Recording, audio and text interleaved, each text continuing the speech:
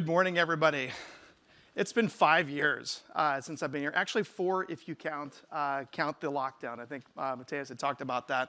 Real quick, can everybody see my slides? Can everybody see my screen? That's too soon? For those who don't know me, my name is Erway. I lead product at ShipperHQ. I've been with the community for 10 years or so, and so we're going to talk a little bit about the past, the present, and the future of Magento. But ultimately, we need to ask ourselves one simple question. Where do we go from here? And so in order for us to get there, I think it's really important for us to think about our stories. Not just my stories, our stories, the community stories. So a little bit about myself. Again, I've been with the community for about 10 years. And I think a lot of us can connect with the very first time that we joined the Magento community. For myself, I started off with working on Magento 2 admin and the beloved Luma storefront. Quick side note, the photography from the Luma storefront was actually shot about 2 hours away on the coast of the Jersey Shore. So if you see pictures of the Jersey Shore, see the background, that's where Luma was done and that was taken. So there's a special place in my heart for New York with that. But one of the best parts about Magento, I think, is the community. And we've probably seen this picture 100 times at various Magento events. For me, it was particularly special, though. So if you're not familiar with this, this is from one of the big dam runs. This one in particular is 2016. Brent Peterson, who may be here today, organizes these every single year. And this is a couple months after I joined. And for me, it was my first 10K. For a lot of folks, it was their first 10K as well. And if you look at me, not really much of a runner per se, but that day we were all runners. And one of the special parts about that was Magento allowed us to believe that we could do something maybe that we've not done before. So for a lot of the folks in this picture, a lot of folks every year, it was really a bright spot going into what was a really magical time for us every single spring to learn a lot about Magento, but really reconnect with our friends. Many of us who are here as well. So you may recognize a couple faces. Community, in the end, gave us superpowers. And Brent led us into the desert. Some of us wearing costumes, some of us wearing capes, some of us getting lost. I see you, Ben. I think we got lost and added another K at some point. And that was a big part of it. Events that were really special as well. What you see here is a design thinking workshop. This one in particular was in Australia. So as part of the team that led the product and design for Magento 2, one of the things I don't think people realize is that we open sourced our process with the products themselves. And so our product and design team led the charge on this, put together a series of workshops. They sold out every single time, big events, small events, and we also did these in offices. And it was a great way for merchants, partners, and developers to pick up maybe some of the resources. Maybe they don't have a designer, maybe they don't have a researcher, and build upon some industry best practices around design thinking. And we loved doing these, and we got a really good response every single event. So we did these quite a bit in the earlier days, but there was definitely a backstory around this. Of the backstory is the materials that we used and kind of shared across the world were developed a couple streets over here, also in New York. So talking a little bit about my own history, so fast forward a couple years through a couple different releases, I had the opportunity to lead the 2.4 release. And so with that came things like the PWA-based storefront. And after about 7 years or so, I decided I needed a break, or at least I thought I did. I missed the community though, and after about 1.5 years of joining a startup in between now and then, I lost my job. There I was sitting there with my Magento coffee mug, and it was it was a tough time. It's a tough market for everybody, but I'll tell you what, throughout that process, I never felt alone. I never felt alone for 1 second. I think we should all feel that. Again, this is more than just the technology. Interestingly enough, that same week, Toby, the CEO of Shopify, decided to dunk on me, as the kids say, for this one. This was a bit of an event. It was interesting, though. A lot of people came to my defense, online, otherwise, and behind the scenes were already reaching out to me. I was talking to about 3 or 4 people every single day about getting back into the community. I was a bit at a crossroads. Again, I was out of work roughly 1 year or so ago, but I was trying to find my way back. And again, I knew something was going to happen. My goal was to come back within weeks, not just months, against all odds in this market. And eventually, I found my home at ShipperHQ. At the time the dunking occurred, I was already talking to Joe and team, who I'm forever grateful to, and I came on board to lead both product and design over there. As many of you know, ShipperHQ has been with the Magento community since pretty much the very beginning. And the way they do things reminds me of some of the best times of the Magento 2 days, in both what they do and how they do it. I know it was the right move for me. And then for a lot of folks who really know me well, it shows. And so I'm really happy to be there, and I could not be more excited to be part of this community again. So I thank you, and I thank everyone as part of this community. One thing, though, that I realized in this process, though, is the community is the product. I'm a product person by heart. And so when you think about this, the people, processes, and yes, the technology is all one product. There's no product out there that's like that. And I knew that from the very beginning. And it was the intangibles, like the runs, like the events, like the communities, the friends that I see out here. There's a couple folks I'm seeing I haven't seen in years. I can't wait to see them. And so this is all about the stories that we tell and the stories that we share. Our stories, your stories, our stories. And the way you can do that, whether you're a person or product or even a community, can best be told by leveraging something like a 3-act structure. If you've not seen this before, this is the same structure that is probably the backbone of every book, every movie you've seen. Disney and others use this for almost every story you've heard. And there are 3 acts to every one of these stories. The first act is about an inciting incident. It's that moment that you're called to adventure. Does that sound familiar? Act 2 is that midpoint where you start to realize that there's more work to be done. And Act 3 is about bringing everything together into a single way and taking on your biggest challenge ever.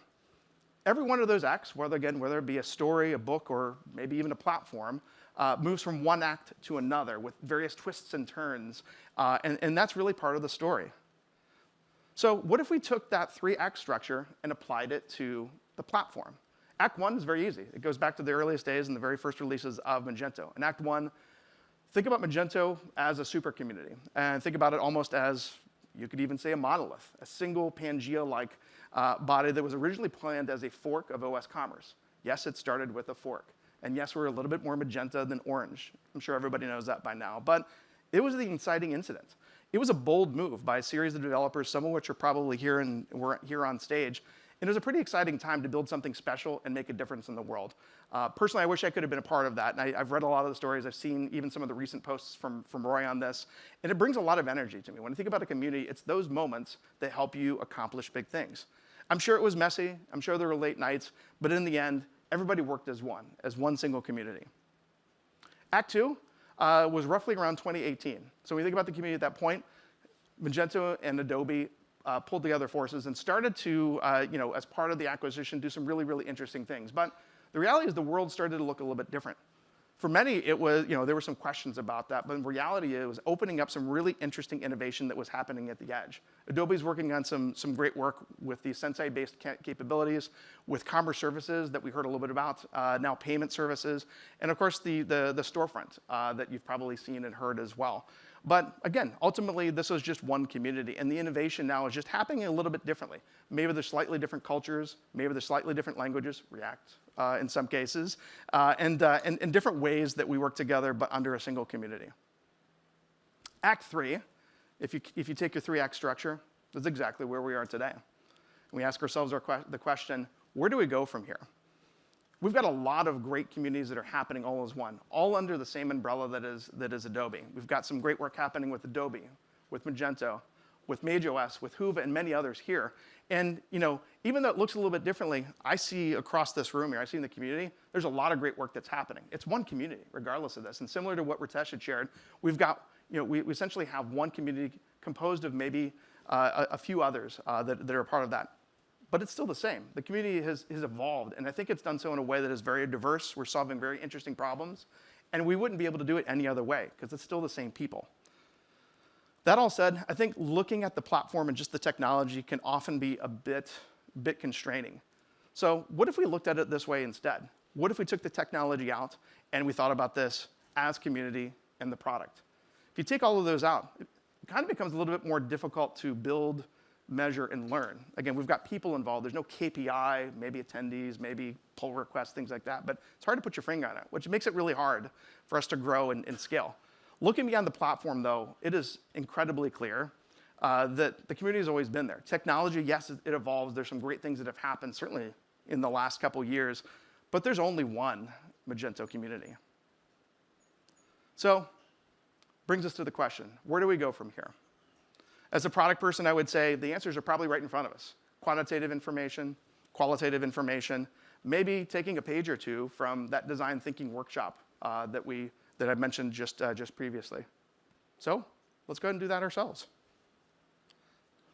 So for those who aren't familiar with design thinking is a way for us to really solve some interesting and big problems together. It focuses on 3 goals. It focuses on viability, feasibility, and also, sorry, my nose. This is what happens after 10 years, by the way, desirability as well. And so when you take a look at this, ultimately our world has changed. Feasibility has become a lot easier now that technology has allowed us to advance. AI has been a force multiplier over the past year or so, and by doing so, we can help achieve that even more. Viability has become even more important too, as a community. We've evolved and we've moved beyond the direct model into more of an indirect model with things like SaaS-based services, both with Adobe but within the community ourselves. And this all comes together into a process that I think we can apply and help us understand where to go from here. So for those who haven't seen this before, again, these are multi-hour workshops. I promise we won't be in here multi-hours. It's okay. For this one, this is a tried and true process. This is a process that has been around for decades. IDEO started it, popularized it. But if you think about some of the biggest business problems this has been used for, not just Magento too, Netflix used this when they decided to move towards shipping DVDs. It's also the same process they used when they said, let's abandon shipping DVDs and go all in on streaming. Airbnb changed their entire business when they realized by observing customers that the poor photography was the biggest blocker in their entire product. They fixed that, and the company took off immediately right after that. So it's a process that's tried and true. Yes, technology has changed, people, process, et cetera. But when you think about this, it's all about empathize. It's about really understanding those customers' needs. It's about defining those, so structuring those in a way that they can be actionable. It's about ideate, so coming up with as many ideas as possible, prototyping those, so quickly and often cheaply bringing those to a testing, a way to test, and doing so with a representative set of customers. Today, we're just going to talk about empathy because the reality is, I think we all agree there's a lack of empathy, not just with the community, but in general. And I think this becomes especially more challenging with the rise of artificial intelligence. I wish there was a whole talk on community intelligence, this idea where these relationships and this authenticity matters more than ever. And the reality is that's what's happening with the community. It's not because of AI, but it's about really the authentic relationships that we've built over the many, many years. It was really a treat for many of us to see some of the faces on the stage here with Marsha. That's what we need to bring back. And so we want to find a way to bring empathy back in the process. And I happen to know a process that works pretty well with this. So we're going to talk a little bit about the first stage, which is empathize. Idea of empathize is really thinking about a specific problem from multiple viewpoints. If you think about it from multiple viewpoints and they take your own biases out of it, you'll be surprised with the various findings that you come out of this. How many times have you really, really, really stepped back and looked at the community as a whole? Very often we're looking at one specific piece because we're busy, we're stressed, what have you, but when you really step back, and I'm looking at this even in this audience here, we represent a much bigger collective than any one of us here. So if you really take the time to understand that and really dwell on kind of what everybody's mindset is, you'll find a lot from there. But it's important to have a beginner's mindset. Everybody remember the first time they rode their bike? Everybody remember their first Magento Imagine conference? Anybody remember the first Meet Magento New York conference? I do. Those are special. That moment with the Big Damn Run with Brent was really special for me. That was only a couple months after that. I'm sure you all have your own stories. The stories are how we capture that. And having a beginner's mindset is also a great way for us to bring more new members and more people into our own community. But sometimes that's forgotten. If you've been around for a while, if you're squinting at your slides and maybe your eyesight's not the same as it was 10 years ago, it's hard to have that beginner's mindset, right? And by doing so, having a fresh perspective, it's important to have that when you think about solving for the biggest problems. Another perspective is really getting out of the building. So you may recognize a person or two. I told Laura she'd be in the slides there. She didn't know until about 30 minutes ago.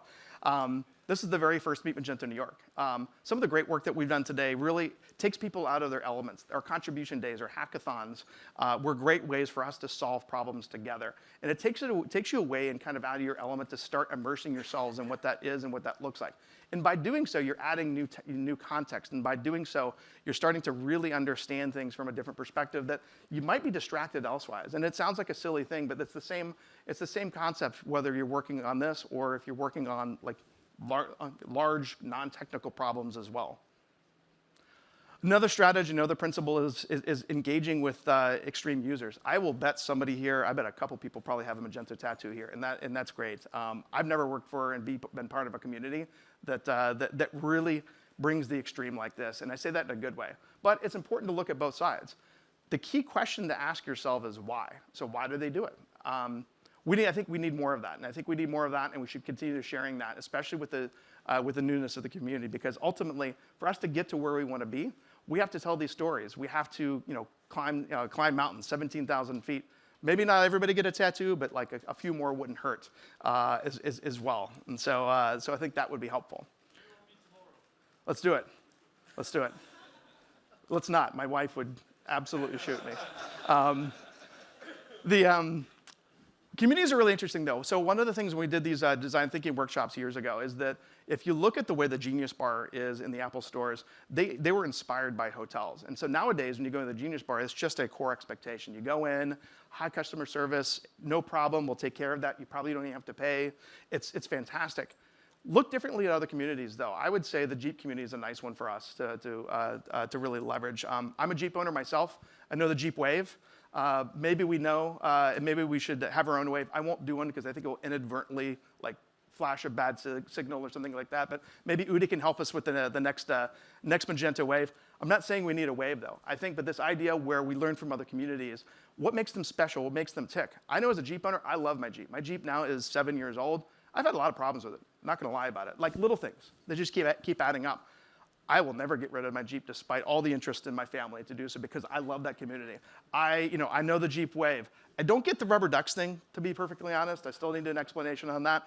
But that's community, right? And so there's a lot of communities out there that I think we can understand, leverage, learn from, and apply it to the change that we want. So as we start to get a little bit more practical, we need tools and methods. Longer form of the design thinking workshop, we looked at a couple different strategies. We actually went into workbooks and did some of these ourselves. But for today, we're going to go through some qualitative and some quantitative research. In order for us to get there, let's learn from the experts. Market research will continue to tell us that Forrester has identified really two things that stood out to me. Again, this is the Forrester Wave, long report. Encourage you to take a look at it. Adobe has some reprints, I believe, if you sign up for it. Two things stood out to our community. One was merchants, more than ever, are doing more with their existing platforms. Think about that for a minute. You hear a lot about that, about it going the other way. The other thing too is that the other thing too is really around the use of partners and really the people who are involved in that. If you think about people doing more with what they want and the community really being part of that, those are really big strengths for this community. If you look deeper in the report, it's a light read. I promise. It's a little light, but it's really good. There's two things that stand out. Adobe, although we can't publish this, because it's a proprietary report, scored perfect. Continues to score perfect with community and with partner ecosystems. And by doing that, that continues to confirm exactly with what we're doing here for this. And it doesn't take me to tell you this. It doesn't take anybody else to tell you this. We're still strong, and I'll tell you, we're 2x stronger than a lot of the other platforms that you see here when you look at the details for that one. So I encourage you to take a look. Talk a little bit about B2B as well. B2B. Full talk on that, and you'll see a couple different B2B topics, I believe, today. B2B is a great opportunity for all of us. Two specific things to think about this, though, is that retailers are very different than manufacturers. They require custom solutions. The other part, too, is you need trusted partners. Many of these B2B companies often not only have to solve for commerce, but they have to solve for enterprise as well. And you need a strong partner that you can trust to solve for decades-old businesses that are trying to move online for the very first time, that have highly customized needs. Cookie cutter platforms and cookie cutter responses are not going to solve for this. And in some cases, B2B is often more than half of the opportunities that probably each one of you see. So this also plays to our strengths. I'll go through this fast, but Adobe has been fantastic at contributing also a lot of data here. They have been spot on about the holidays. And so as many of us are starting to think about the holidays as well, Black Friday, Cyber Monday is coming. And it's becoming more and more beyond just those 2 days itself. It's starting to spread out, which is interesting. So as a community, we need to think about what it means to support that. But Adobe has been contributing this for quite some time. They're helping the greater good, but this is all based on commerce data. Mobile's also been a great area for us as well. I know several of us have been working on this for several years. We've got a bit of an advantage here. Whether you look at some of the work done by the mobile optimization initiative a few years ago to some of the work that we're seeing in the storefront as well as Hoova, we're really, really doubling down on an area that's growing faster than ever. ShipperHQ has also been doing some work in this area as well. We've done some research with over 100 different merchants and partners, confirms a lot of what we're seeing. Merchants and partners are very, I would say, very interested and very, I would say, positive about the rise of AI. They want to bring that more into the fold. They're also doing more with what they have as well, and so you're seeing some aversion to moving, which I think is good for the community. And they're also seeing smaller implementations, helping them grow and scale their business. That's the short version of this, and we've got some really great data behind that. It's all very consistent, though, so this gives us problems as a community to attach ourselves to, because without merchants, without partners, none of this happens. So that's the village that we need to protect. So I know Ritesh and Parul talked about this a little bit. Shout out again to Mark Schust for sharing this. GitHub continues to tell us that we're growing more than ever. Some of the work that's happening here continues to show the rise of the work that's happening in GitHub. Adobe is working on the really, really hard problems. Like I said, there's a lot of work that's being done every day with a very, very hardened core to security, to infrastructure, other key areas that give us as a community the opportunity to work around that and work on the fun and interesting and innovative things. And so we covered a lot of that earlier, but I just want to recognize that. As we start to wrap things up, I would be irresponsible as a product person to leave you here without a roadmap. Our roadmap is very, very clear. Research continues to show that we have a tremendous opportunity here, both in what we see, what we hear, and also the market itself. We're also seeing a lot of great work that's happening across the community in pockets. I mean, I think you probably only knew about half of what was shared just prior here. There's a lot of work that's happening. We need to continue to share that, make that part of our story, and do some interesting work. And then, again, innovation's happening all around us. We have a unique position as a single community to work around the edges and really solve some interesting problems together. This is our moment. That's why I'm here. This is why I'm back. And this is why we're all here, right now, at Meet Magento New York. So as we're looking at the key takeaways here, again, I think we've been very clear. This is the most exciting time I've ever seen in the Magento community. I hope you all feel that, and I think hopefully you have some new resources and perspectives to make that possible. I want you all to think deeply about your role in the community. Think very deeply about the end-to-end experience. There's a lot of empathy that often is skipped to get to that solution, and that's okay, but take that time to do so, and I think you'll be pleased with the results. I think we should be doing more of that as a community. And get involved with Magento and Adobe Commerce communities. We heard a lot about that. There were a lot of action items, a lot of homework that Matthias had given us, and Ritesh and Parul. So take a look at that. Find ways to get involved. There's a lot of means to do that. Last but not least, just want to say thank you. This has been a dream of mine to come back to the community. I could not be more thankful to Marsh and the team for having me. And so thank you all for all of your time. Appreciate it. And then let's all have a great Meet Magento New York. Thank you.